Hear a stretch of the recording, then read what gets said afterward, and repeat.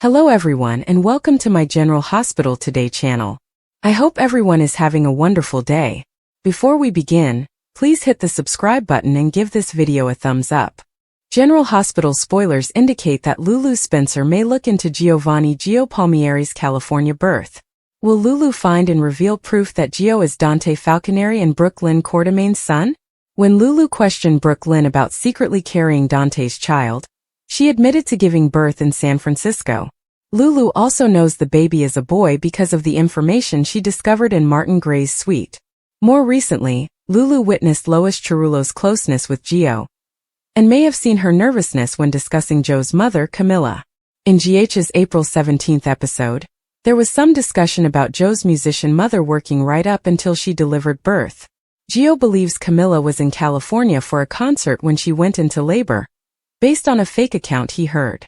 Gio believes he was born in Los Angeles, but Lulu is gathering puzzle pieces that may lead to the truth. Lois and Gloria Cerullo prepared for Camilla to adopt Gio, but they clearly needed a way to keep things quiet. Camilla's frequent travel for work presumably made it easier for her to fake a pregnancy. Camilla was far from Bensonhurst, so no one noticed she didn't have a baby bump. However, Lulu may be able to witness for herself if she finds an old photo of Camilla at a concert around that time. In fact, there may not have been a concert in LA at all, and even if there was, Camilla did not go into labor during it. The Los Angeles portion of this story was mainly about getting Camilla close to San Francisco, so she could pick up Brook Lynn's just-delivered kid. Camilla's return to Bensonhurst from her concert tour with her new baby would not have raised any suspicions.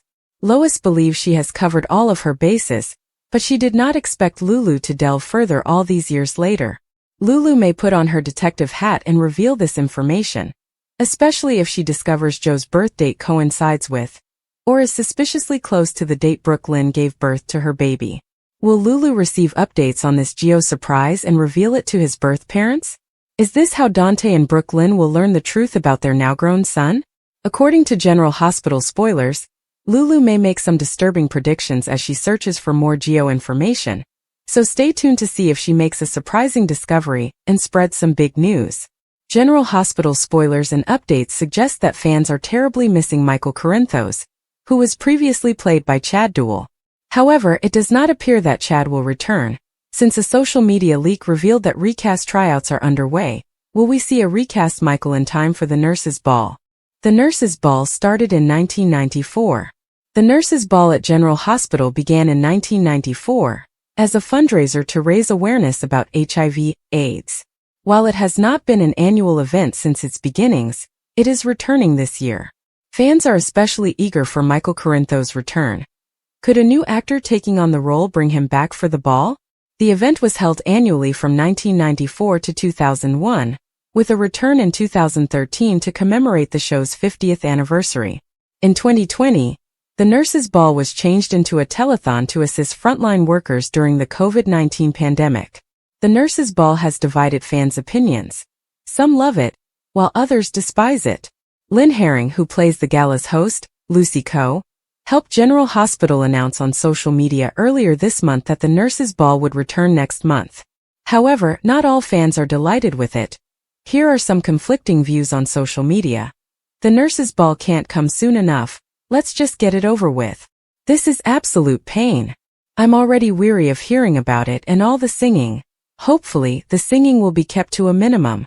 I guess I'm in the minority, but I'm excited for the Nurses' Ball. Maybe it's because I only saw one, or I just want to enjoy some quirky fun. There's always one surprise. The Nurses' Ball is famed for its surprises, and we're not just talking about surprising musical performances. Many General Hospital fans anticipate that Brook Lynn Chase's secret about her child with Dante Falconeri will be disclosed at the event. There is also speculation that Michael Corinthos or Spencer Cassadine, who have both departed the show, may return, with fans proposing that these characters be replaced. Robert Adamson, who previously played Michael, recently blasted the production for not allowing him to apply for the recast.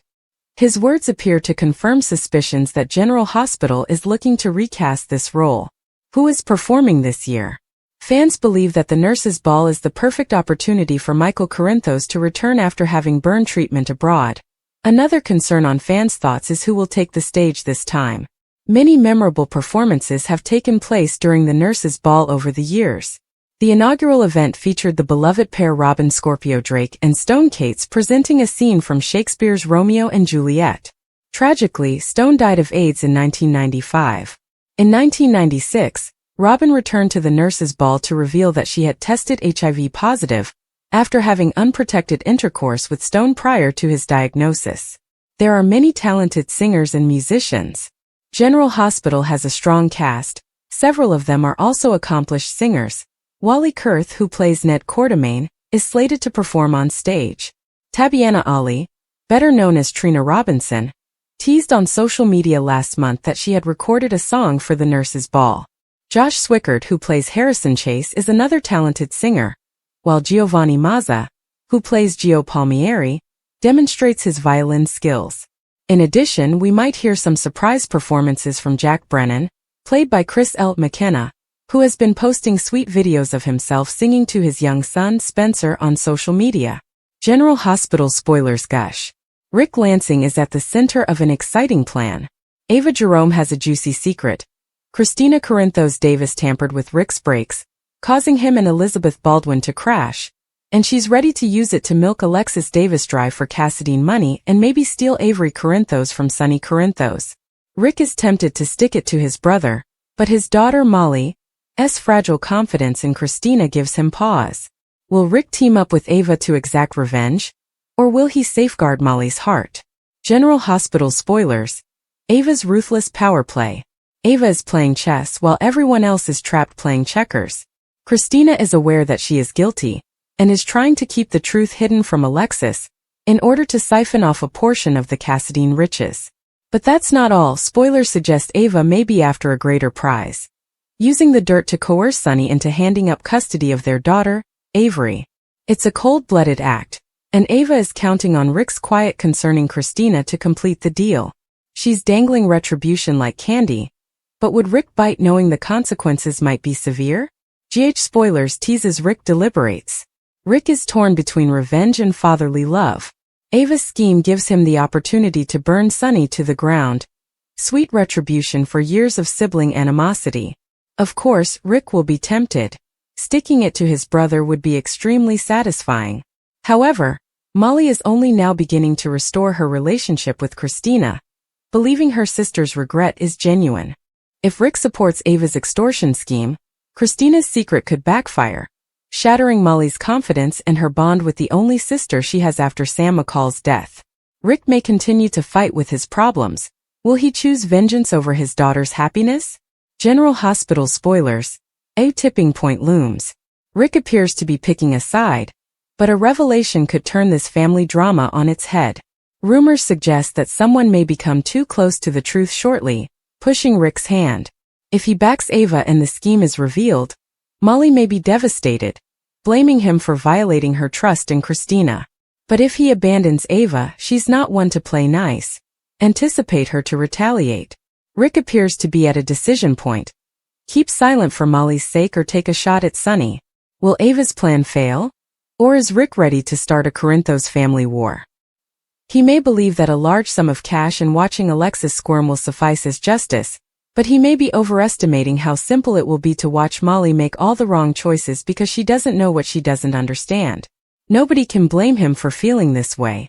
According to General Hospital spoilers, Steve Burton, well known for his role as Jason Morgan, is becoming increasingly disillusioned with the program and may be considering quitting. Continue reading below for everything you need to know. General Hospital news. Steve Burton wants to quit.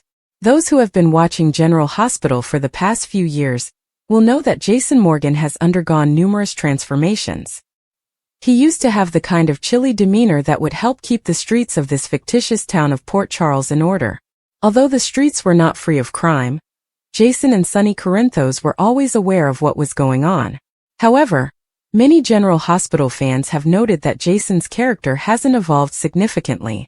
While Jason had the opportunity to become a more attentive father to his son Danny after Sam McCall died, he has not done so. Furthermore, it appears that Jason has just returned to his previous role as Sonny's hitman from some years ago. You'd think the writers would give him a new love interest or at least a new career to focus on, But it appears that they would rather keep him in one location in his life, which is under Sonny's control. That's why Steve is so dissatisfied with the latest narrative. His character appears to have remained in one spot. General Hospital news. What's next for Steve Burton? It's unclear whether Steve will truly depart the show. He has yet to make any comments on the situation. We will keep you up to date as soon as new information becomes available. Stay tuned for more. It goes without saying that General Hospital viewers will have to tune in every day to find out what happens next. Just a brief look at Maurice Benard's social media shows that the General Hospital star adores his children. And with 3 girls and a son, Sonny's portrayer has enough of love to give. On this special day, however, we honor the actor's youngest daughter, Cassidy, who was born 26 years ago on April 18, 1999. She's kind and caring, and she, like her father, loves animals, so it's easy to see why the two get along so well, even when he serenades her in one-sided duets. "I love my baby girl more than she knows," Benard wrote on her birthday the other year. "I actually marvel and admire her sweet soul." Last year, the actor said, "She's perfect, and I think it's because she's just like her mother." When you look over the posts he's made about Cassidy throughout the years, you'll realize how much she means to him. As good as it gets. Back in 2013, the pleased father tweeted a photo of Cassidy, 13, and Joshua, 8, on what appeared to be a gorgeous bright day. "My youngest girl," he wrote, "along with my boy and the old man. Nothing better. I can't argue with that loving logic." After what appears to have been a frigid session, Benard went for a little family time and spent some quality time with his youngest daughter. "A lot more comfortable in the water in Vegas than it was in the chilling ocean in Bodega Bay shooting The Ghost and the Whale," stated the actor. Lulu investigates Joe's California birth. Exposes son proof to Dante Brook Lynn. The drama in Port Charles never seems to slow down, and Lulu Spencer's latest investigation into Joe's background is about to send shockwaves through the lives of Dante Falconeri and Brook Lynn Quartermain. Rumors have been swirling about Joe's true origins, and Lulu, ever the determined journalist, has been digging deep into his past. Her latest discovery, proof that Joe's California birth records may not be what they seem, could have devastating consequences for Dante and Brook Lynn, especially if it turns out that Gio is actually Dante's long-lost son. Lulu has always had a keen eye for uncovering the truth, and her instincts tell her that something about Joe's story doesn't add up. His sudden appearance in Port Charles, his vague explanations about his past, and the way he seems to gravitate toward Dante have all raised red flags. Determined to get answers, Lulu has been quietly tracking down leads, following the paper trail back to California. What she finds could change everything. Birth certificates, hospital records, and witness testimonies all point to a shocking possibility. Gio may not be who he claims to be. Worse yet, the timeline of his birth aligns suspiciously with a period in Dante's past, when he was involved with someone who mysteriously disappeared. If Lulu's suspicions are correct, Gio could be the son Dante never knew existed, hidden away for reasons yet unknown. The implications of this revelation are enormous. Dante, who has already been through so much with his fractured family history, would be forced to confront a past he never knew existed. Brook Lynn, who has grown close to Gio, would be caught in the middle, her own feelings for him now tangled in a web of deception. And Lulu, torn between her loyalty to Dante and her duty to expose the truth, must decide whether revealing what she knows will heal old wounds or tear open new ones. As Lulu prepares to present her findings, tensions rise. Will she go straight to Dante with the evidence, or will Brook Lynn be the first to know? And if Gio really is Dante's son, how will he react to the news that his life has been built on lies? The fallout could fracture relationships, ignite long-buried resentments, and force everyone involved to question who they can trust. One thing is certain: Lulu's investigation is about to expose secrets that some would rather keep hidden. Whether this truth will bring closure or chaos remains to be seen. But in Port Charles, the past never stays buried for long. Lulu's investigation into Joe's background has been anything but straightforward. Every lead she follows seems to branch off into more questions, more inconsistencies that don't quite fit the narrative Gio has presented. She starts with his birth certificate, a document that should be a simple matter of public record. But when she requests a copy from the California Department of Public Health, she's met with unexpected delays and vague responses. The more she pushes, the more resistance she encounters, which only fuels her determination. Something is being hidden, and she's not going to stop until she finds out what. The General Hospital recap for Thursday, April 17th, reveals that Sonny Corinthos made a sacrifice while trapped Molly Lansing Davis found a hero. Giovanni Gio Palmieri also had a hint for Lulu Spencer. So here's how Thursday's General Hospital drama unfolded. Cody Bell noticed Molly's flat tire on a road near the Quartermain estate while riding his horse. Although Cody attempted to change the tire for Molly, the spare had a hole in it and could not be used. Cody suggested a backup plan and persuaded Molly to join him on the horse, so they had a close, awkward ride.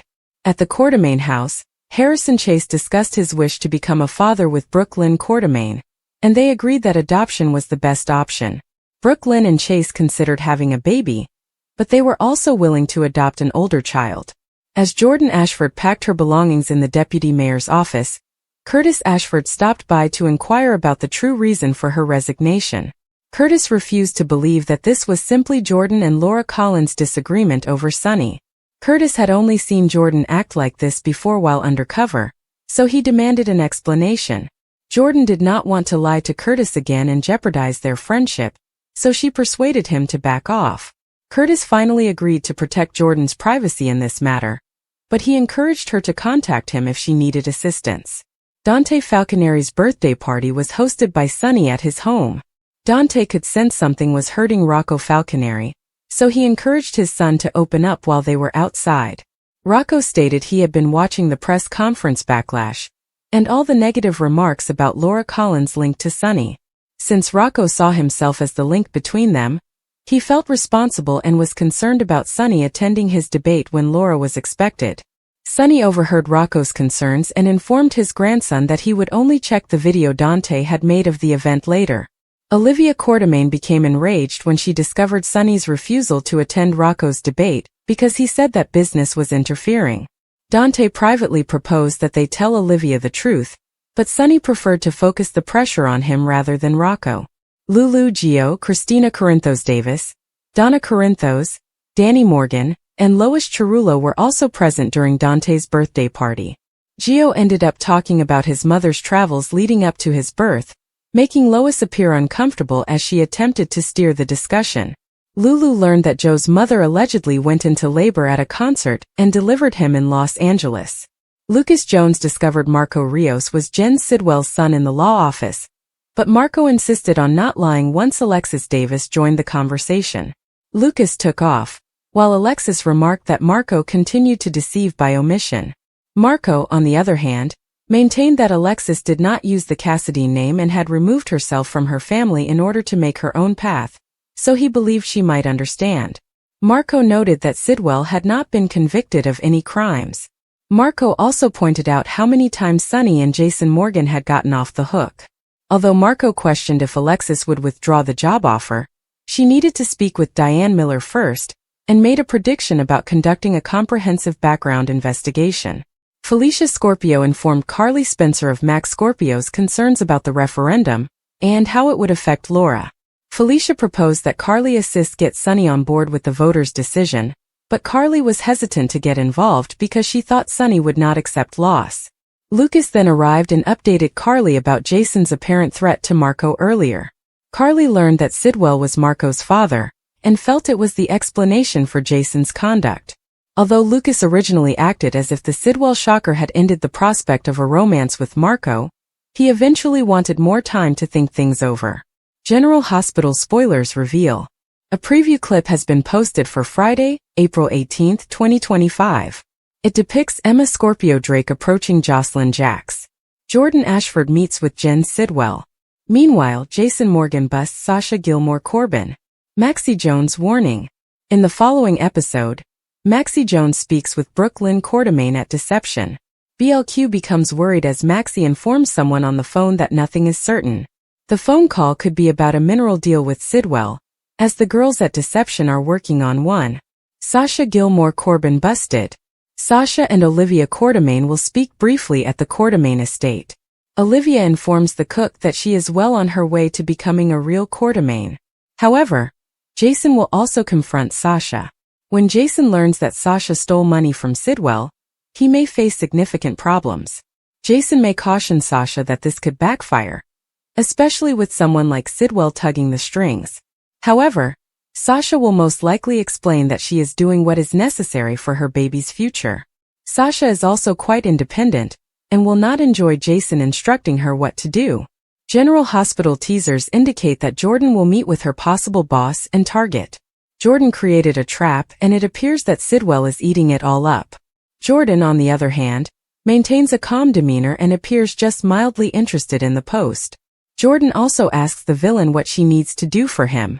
Of course, the villain will make it look like a legitimate job. However, this is perilous and Jordan may end up in a bad scenario. Friday, April 18, 2025. Fans will also witness Anna Devane reconnect with Felicia Scorpio.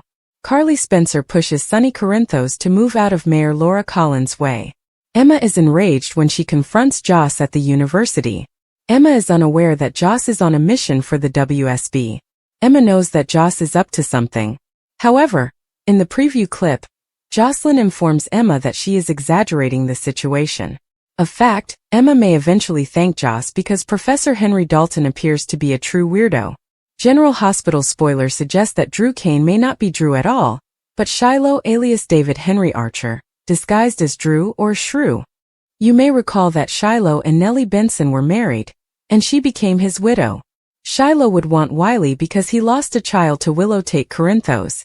Nellie is currently assumed dead following a confrontation with Carly Spencer, with Harrison Chase identifying her body off camera. But what if the dead body wasn't actually Nellie? Is it feasible that Nellie is still alive and working with Shrew as a partner? Shrew is interested in taking custody of Wiley and Amelia Corinthos. There have been numerous indications that Drew is impersonating Shiloh, and Shrew just had Willow sign custody of Wiley and Amelia over to him if something happened to her. Shiloh would want to do this because he feels entitled to Wiley after losing his own son to Willow. He would be interested in capturing Amelia as retribution, as well as establishing a new Dawn of Day generation with the two children and Scout Kane, Sam McCall's daughter, who attempted to stop him and shut down Dawn of Day. Nellie Benson is still alive, and she wants Wiley Corinthos back.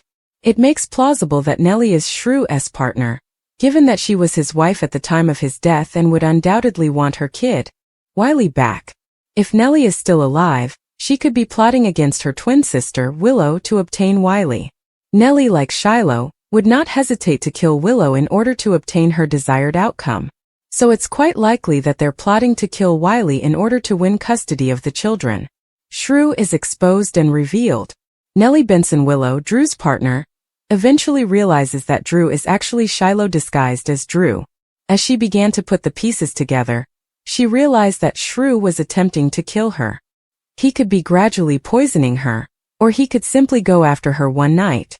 Willow would be startled to learn that the guy she loves is Shiloh, but Shiloh has one more surprise for her before killing her. He discloses that her sister, Nellie, has collaborated with him, and that they would raise Wiley and Amelia together, with no input from her or Michael. Willow is stunned to see Nellie living again. Willow would appeal to her as a twin, but Nellie does not care. She wants Wiley, and that is that.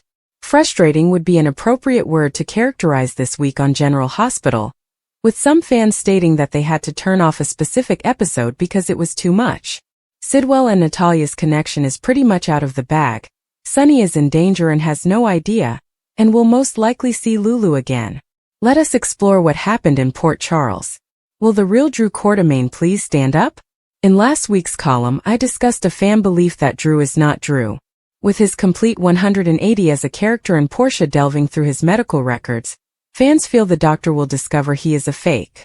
But how and who might he be? The popular idea is that Drew was exchanged following the shower attack in Pentonville. Indeed, from then on, everyone noticed that Drew had changed. He'd been angry and bitter. But who wants to switch Drews? Cyrus is no longer present, therefore there is no reason to raise his ghost, and Sidwell was not even on the map at the time. There may be a relation to Professor Dalton, whom the WSB is interested in. In Friday's episode, Dalton entered a secure lab inside the hospital. It would be a way to save Drew's character, whom I previously felt had reached the point of no return with the Quartermain crypt farce. Also, would the real Drew disrupt his father and grandparents' ultimate resting place? Will he really turn on Monica, the person who brought him into the family? If Drew is not Drew, where is the genuine Drew, and who is the imposter? If Drew is indeed dead, it would clear the way for Scout to be extradited from under him, as Alexis has recently expressed her concerns about her granddaughter and Drew's actions toward her. Scout has always been second to the women in Drew's life. First Carly, then Willow and her children. If this isn't Drew, let's hope Willow is on birth control. Even if it is Drew, she should be on birth control. Whether he is the actual Drew, viewers agree that this political narrative is terrible. Many of us are already tired of political squabbles and crooked politicians in real life. Therefore, we don't want to see it on our soap. Readers noted on Wednesday's recap that they had to turn off the program because Ezra was too much to handle. Drew is preparing to take control of Port Charles by demolishing Sonny's peers and attempting to elect Ezra mayor. That puts us back to the assumption that he isn't Drew, who from Port Charles's past may want to rule the city. Other storyline ponderings. Alexis' refusal to commit Christina and pay off Ava will not go well for anyone. She has already lost her law license once. Is she willing to be disbarred permanently? Carly, Felicia, and others have pointed out that Sonny losing his peers would be a simple way for him to leave the mob, but he is apprehensive. Yet, only a few months ago, Sonny was working on an exit strategy for himself and Jason. Have we forgotten that, writers? Natalia's appearance on everyone's bad list could not have happened to a more worthy person, but she now has just Sidwell on her side. That is not a good situation. Her violation of Sonny's trust and informing her ex that the Dawn requires open heart surgery is awful news for him. He'd better have Jason and all of his best guys patrolling the ore, but I have a feeling Jens will get to the doctor somehow. We finally met Professor Henry Dalton, a renowned environmental physicist. Given that Emma, not Joss, appears to be on course to become his research assistant, I believe Emma will eventually be recruited into the WSB by Joss, Vaughn, and Brennan. We understand it, General Hospital. You're putting Molly and Cody together. However, Cody riding to Molly's rescue on a horse when she had a flat tire did not appeal to me. This is Molly we're talking about. Molly is an ultra-super feminist. The expression on Lulu's face when Gio said at Dante's birthday celebration that he was born in Los Angeles told it all. Her pledge not to tell Dante about his son, and to drop everything suddenly went out the window. Finally, when Portia informed Kai that the surgery he wants is not only dangerous but unlikely to be effective, who doesn't believe the jock will be paralyzed or somehow damaged by the procedure? Also, does anybody care? That concludes this week's piece. As always, these are just my thoughts and opinions. Leave yours in the comments. Sonny's sacrifice stranded. Molly's hero and Joe's clue for Lulu. The sun hung low over the horizon, casting long shadows across the deserted beach where Sonny Corinthos found himself stranded. The crash had been sudden, a violent lurch, the deafening roar of metal tearing apart, and then silence. Now, as the waves lapped at the shore, Sonny struggled to make sense of his surroundings. His head throbbed, his vision blurred, but one thought cut through the haze. He had to survive. Not just for himself but for those waiting for him back home. Sonny had always been a man of action, a leader who thrived in chaos. But this was different. This wasn't a battle against rival factions or a high-stakes negotiation. This was nature, indifferent and unrelenting. He had no weapons, no allies, just the clothes on his back and the determination in his heart. As he scanned the shoreline, he noticed debris scattered along the sand, remnants of the plane that had carried him here. If he could salvage supplies, he might stand a chance. Meanwhile, miles away in Port Charles, panic was setting in.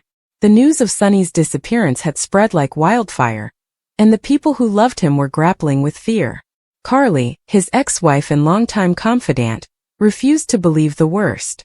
She had seen Sonny defy death before, and she clung to the hope that he would do it again. Jason, his loyal friend and partner, was already mobilizing resources, determined to leave no stone unturned in the search. But it was Michael, Sonny's son, who felt the weight of the situation most acutely. The years of conflict between them had given way to a fragile reconciliation, and the thought of losing his father now was unbearable.